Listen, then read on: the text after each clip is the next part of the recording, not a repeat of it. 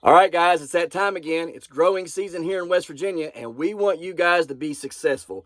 So today we're going to show you one of the most important things that you need to have on your homestead to be a successful gardener, in my opinion. This is game changing, and you don't want to miss this video. Stay tuned.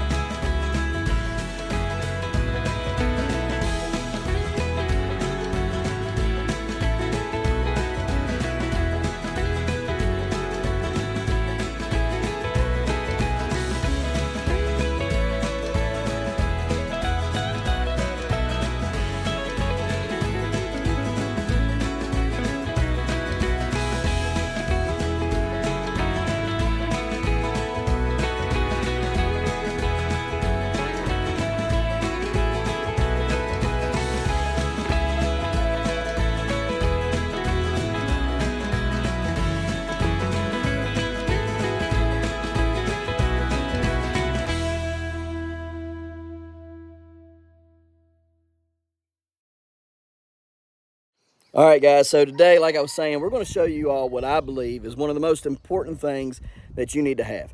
We know that everything starts with a good, solid foundation, right? That includes plants. If you want good plants and you want a good harvest, you got to have good transplants, okay? You got to have plants that are going to endure, things that are strong and ready to go into the ground and take off when you put them in the ground. And so one of those very things is lighting. You got to have good lighting, because if you don't have good lighting, you put them out in good lighting, which is the sun, and you're going to have a bad experience, because those transplants aren't going to do as well as transplants that are under artificial light that mimics closer to what the sun puts out in all colors, in all waves, and all that stuff, right? There are so many different things that go into the sun, that go into the plant, that you need to have, that goes into your plants as you're growing them indoors when you start them. I could go really deep into this. I'm not going to, because it's going to be boring for most of you guys. But if you have good grow lights that have all the different wavelengths, all the different colors and the lights and all that jazz, right, which you can go look and all these other videos on YouTube that explains all this stuff, and even your par meters and all that stuff, you can go and check that out as well. Anyhow, if you've got lighting that supports that is closer to what the sun puts out, then you will have a good success plant. It'll be strong, it'll be healthy, because it's getting what it needs, or very close to exactly what it needs from the sun. And then you won't have to worry about them as much when you transplant them. So let me kind of go over this and show you some things here in the garden. And I can already see a mess, and we're going to have to address this because I'm freaking sick and tired of this. So yeah, let's get started. So you guys can see, here's one of the giant cabbages we've planted. You guys can see here we've had something loose and in it and digging holes, and so we're going to have to address that, because I'm getting sick and tired of things ripping my raised bed gardens up, be it the cats pooping in it or the dogs digging in it. I'm fed up with it, and so we're going to have to address this. Somebody's going to have to find some new homes. Anyhow, this cabbage here was put under some pretty poor lighting. Put it out in the sun, and it's kind of like meh. Now it's starting to pick up. You guys can see all these leaves here dying off. Center of it's coming to life, looking good. Down here, same thing. Okay, same thing with a lot of these plants here. You know, they were pretty pitiful and poor. Now they're doing pretty good. So, yep, that's what lighting does. If you got good lighting, you'll have good transplants. So let's go in here and take a look at our lights and show you exactly what we're talking about. All right, guys, you guys can see our pumpkins and squash are all up, doing well. We have the 911 Yarsh. We got the 1166 Ruth Ruff, 848 Huffman, 1319 or 1317, I can't remember, McDonald, right there. And then we have the 2271 Vanderweilen. We've got the 1872 Sipple, 1845 Hatton, and in the back we got a couple of my plants going back here, so we'll see what they do. But these here are all looking phenomenal. Really liking how they're doing. So yeah, I'm pretty impressed by them. I will tell you a couple things that I did notice. The smaller pot sizes came up first, and the bigger pot sizes came up last. So kind of want to talk about that real quick. If you're going to be using transplant pots or any of those things for growing something in them, all right, we'll talk about that briefly. So like I said, the smaller pots came up first, bigger pots like those cooks back there came up last, and you guys can see there is a visible difference in those pots. So those are 3-gallon pots, then we have 2-gallon pots, and then we have 1-gallon pots up here in the front. So all the 1-gallon pots came up first, then the 2-gallon pots came up next, and then the 3-gallon pots, which the cooks are in, came up last. The reason I put the cooks in the 3-gallon pots is because I put 2 seeds in each of them, and so that's why they did that. But yeah, they're, you know, I just wanted to give them enough space to do their thing, because I'll probably transplant them all in both in one hole. Well, I'll transplant the 2 cooks in one hole, the 2 1009s in a hole, and then we'll see where they come, you know, which ones outdo the other, and we'll terminate from there. These will be put in holes together. That's why they're in single pots. And so yeah, that's the reasoning. But anyhow, the reason why they came up differently is because the 1-gallon pot soils heated up faster, and then the 2-gallon pots heated up next fastest, and then the 3-gallon pots heated up the last, right? So you have to get those temperatures up. We have them on these KenBar heating mats. Wonderful system here. You guys can see this is my controller system right here. I love KenBar. Everything about them. The products are amazing. These daggone custom made heat mats are awesome. They've done well the past 2 seasons. I've really enjoyed them. You guys can see here. We've turned it down now to about 50 or so degrees, I'd say. Let me see, 40, 50, 60 degrees. Got almost 60 degrees now. Some people turn them completely off. I'm not going to do that, because I still have things popping, you know, so we're not going to turn them all off. But yeah, you know, there's you can definitely, you know, benefit from using heat mats, especially ones like this that you guys can control and stuff. Anyhow, so there's about the pots and why they came up like they did. There's about the heat mats. Now let's get to the nit and gritty. You know, the big thing about this that we were talking about outside, which was the lights. So the 33-inch Procyon Pro, which is right here from Happy Leaf. These lights are phenomenal, guys. They do very well. They've grown very well for me indoors, and now they're growing, well, of course indoors, in the house, okay? And now they're doing really well out here in my little makeshift germination room, okay? This whole room in here stays very warm. Of course, I got the door wide open right now, so you can't really, you know, tell it. But there's one vent hole right there that I can shut off and on from the outdoors, you know, if I need to. I haven't needed to so far because it's been really warm past few days, or week, so I've not had to, you know, close it off. And we're still getting temperatures in here just off of the lights and off of the heat mats. We're still obtaining temperatures of 80 to 85 degrees in here at night, and sometimes during the day we get even hotter than that, you know, upwards of, you know, close to 100. That's not good. That's why I got the door open and stuff. But the lights are phenomenal. You guys can see they're doing really well about keeping things, you know, good and level and down. Now this plant right here was over there in that corner, so, you know, and there was only one light, and that one light was hung right here on that center beam right there. So things were not getting as the correct amount because I had the light. There's just not enough room on that shelf to lift it up high enough to get a wider footprint on that. If you get a wider footprint, it would have covered that entire area and it wouldn't have stretched out. Same kind of up here. I put 2 of them up here as well. Now I did this today, put 2 of them up here, and the only reason why I did that was because where they're so low, they can't get the footprint they need to span out and get everything. So you guys can see here, these little ones right here, they were kind of stretching, but you can see all those right there. they weren't stretching. They didn't need to stretch. They had plenty of light, you know. And so, and the same goes for all these here. You know, these are all doing very, very well. So I put the second one in just to get a wider footprint. Same thing goes down here, wider footprint. You know, that's why I put them down there. So any stretching that you see is because I did not have but one light down there, and because it wasn't up higher, you know, the footprint was smaller. So they have these light instructions for height, you know, to be so far off the plant, you know, to make sure that they don't stretch, etc. Well, I've not had any problems with these Procyon Pros. Lift them up high if I need to give a bigger footprint, and the plants still grow without stretching. I've had, you know, these in excess of, you know, 24 to 28 inches off of seedlings, and they didn't stretch. The seedlings did not stretch at all. And so that's pretty good, because they had a decent footprint. Now, the test was these mono ISL lights that we were testing against. And you guys can see these right here. There's the light. It's a 4-footer.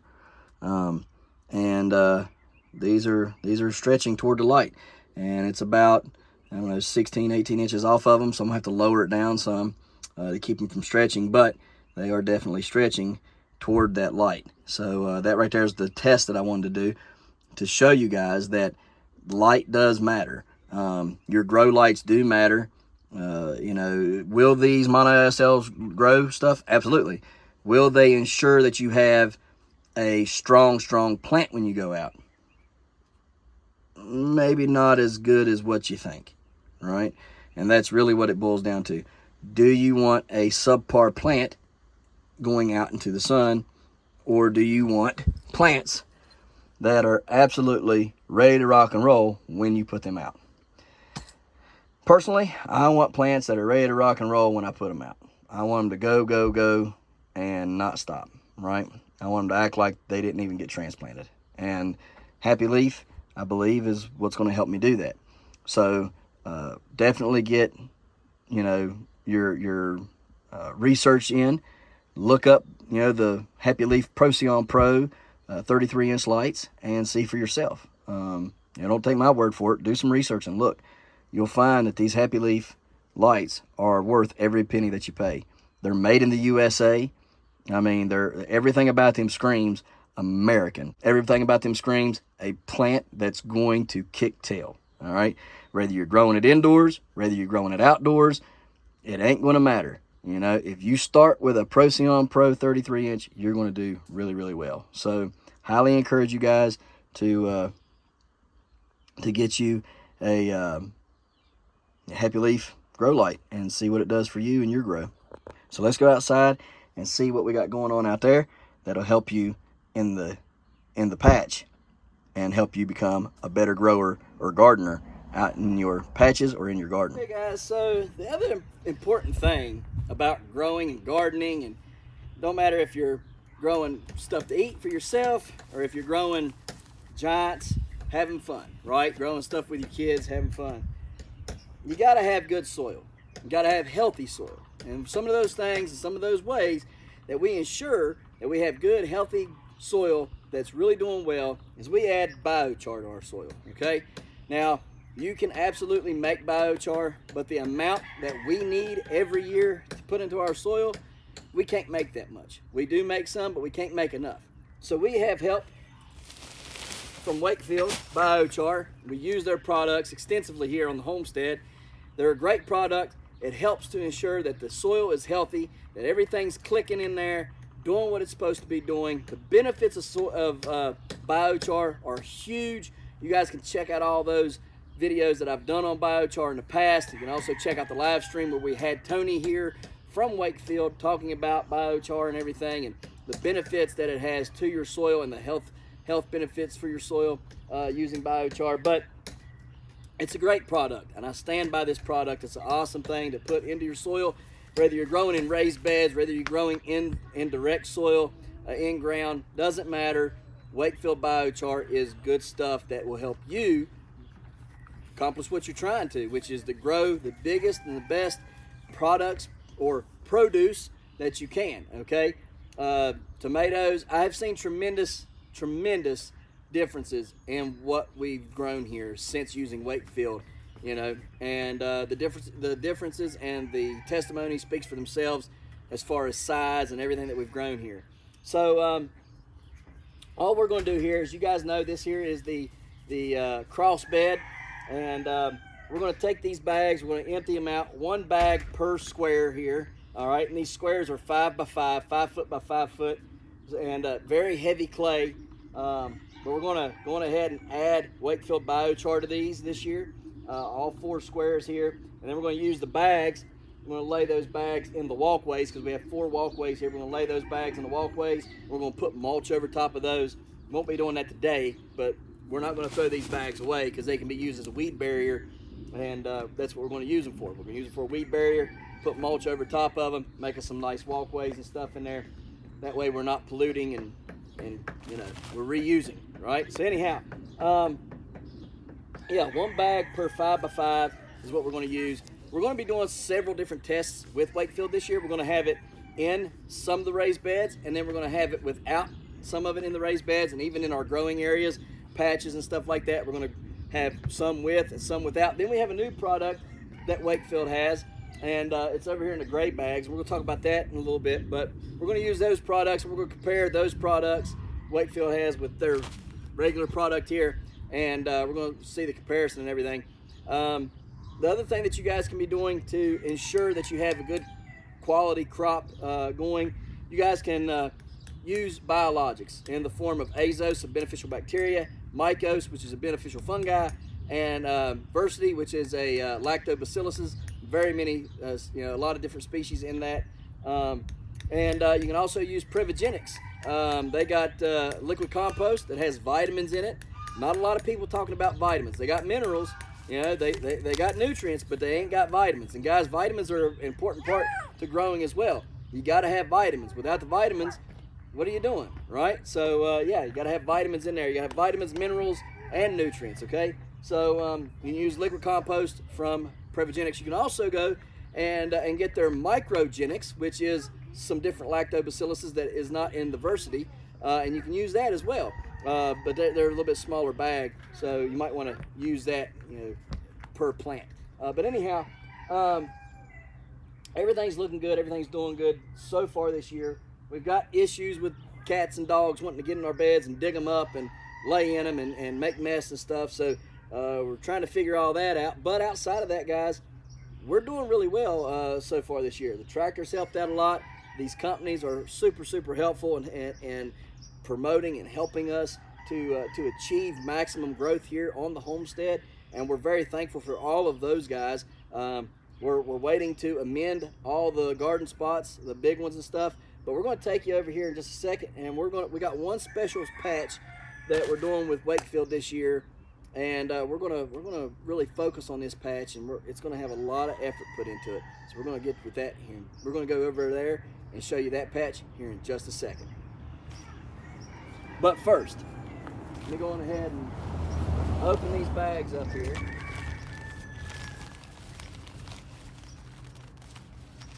Should have brought my knife out, shouldn't I?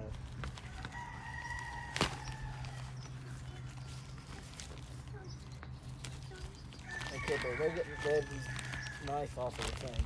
You know, the one that I keep in the black case on top of where the TV's at. Thanks. All right, so just take it and, you know, just try to evenly spread it around best you can. Yeah.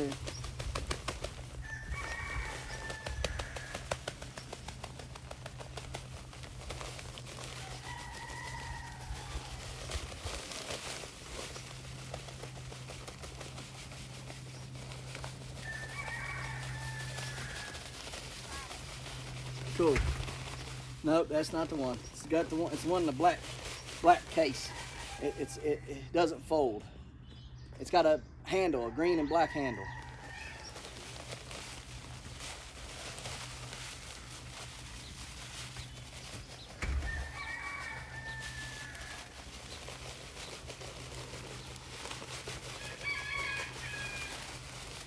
This right here is all you got to do, just like that.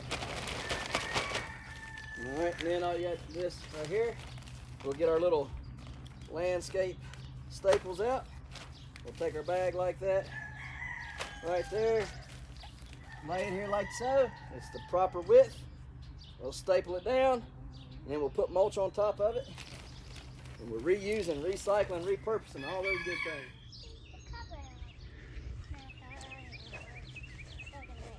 Okay guys, so over here in this patch has done really good for me in the past 2 years that we've used it for growing squash. Yeah, it did really good for a sunflower patch in 21, 22, and 23. It did really good growing squash. So we're going to keep up with that and plant a few green squash up here. Just trying to rake this corner over here level, so whenever I bring the tractor in here, it'll do better. It'll come across there with the plow, the tiller completely in the soil. I've had to till it uphill, and then I've had to till it downhill, and I had to till from right here down to the end there, going side to side with the tractor. And it's just got some low gaps in it, so we're trying to get those low gaps addressed so that they're not that big of a problem anymore for us. Still lots and lots and lots of rocks up here. Just is what it is, you know. We'll get the rocks out, or you know, the bigger ones out, and leave the littler ones in. But also you can see the tracks. Yeah, you can see the tracks. We don't want that either. So, but we're gonna try to start these green squash here in the next week. So we want to go ahead and get our stuff here, our biochar spread out here. This is 4 bags of biochar right here that we're throwing in. Probably going to take 8 to 10 to do the patch here. Probably really need more than that, but I'm trying to use it sparingly, so we'll see. But it does really good. So just want to get it all tilled in and working good. Hey, Dad. Yeah, baby. It looks like dirt really deep, Daddy. Huh?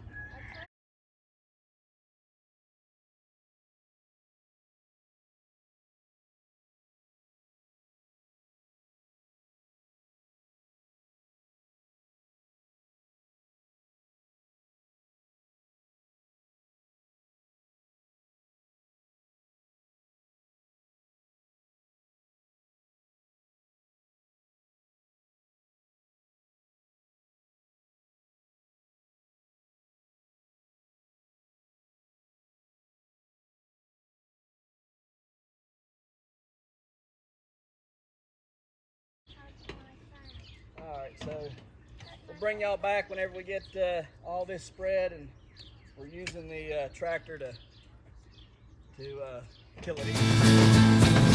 This patch is wide-eyed till and sow here, and with each seed my hope does fly.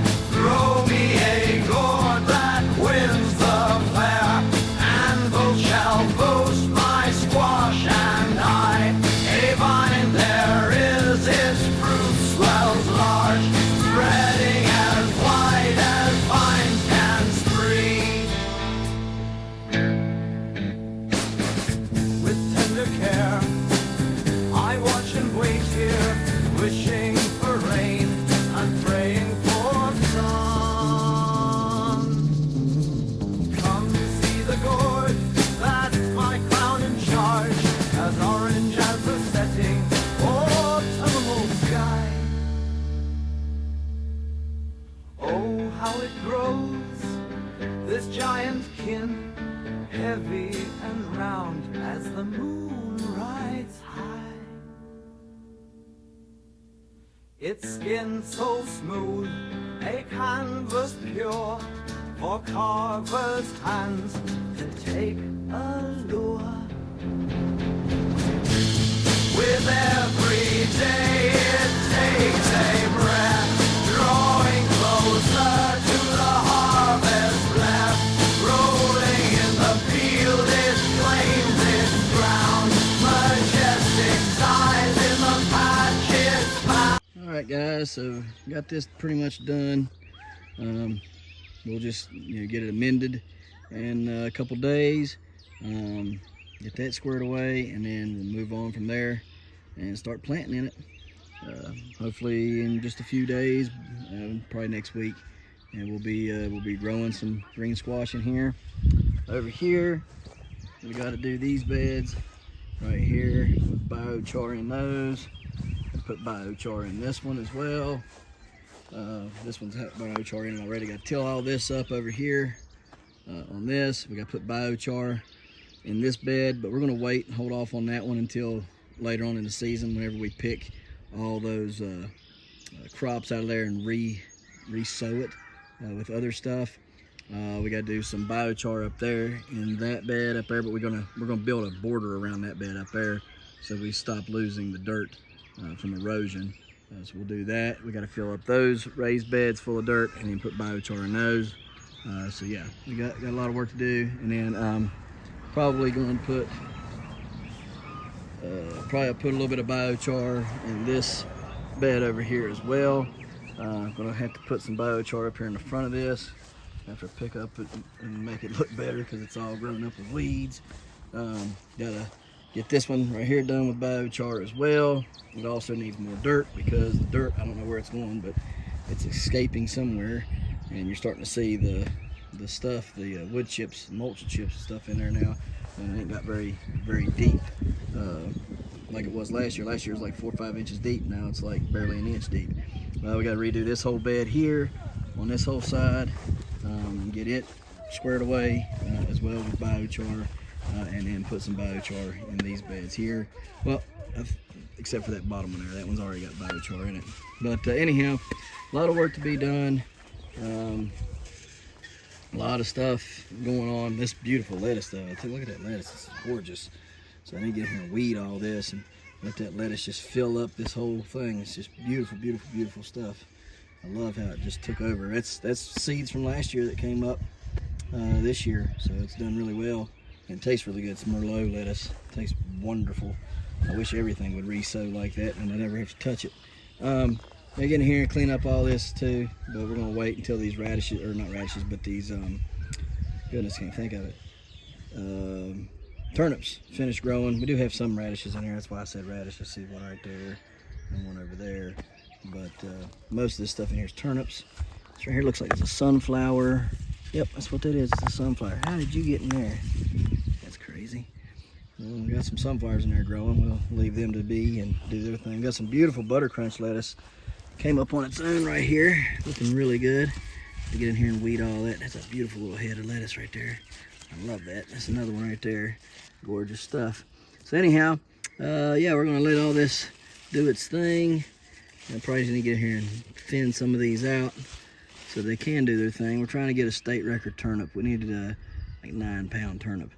So we're working on that. That's what all these turnips are planted for in all these beds. Trying to get that done. But yeah. So we're gonna get off of here. And we appreciate you guys watching, and we'll see you next time right here in the Hollers and Hills of West Virginia. See y'all. Don't forget to smash that like button, that notification bell.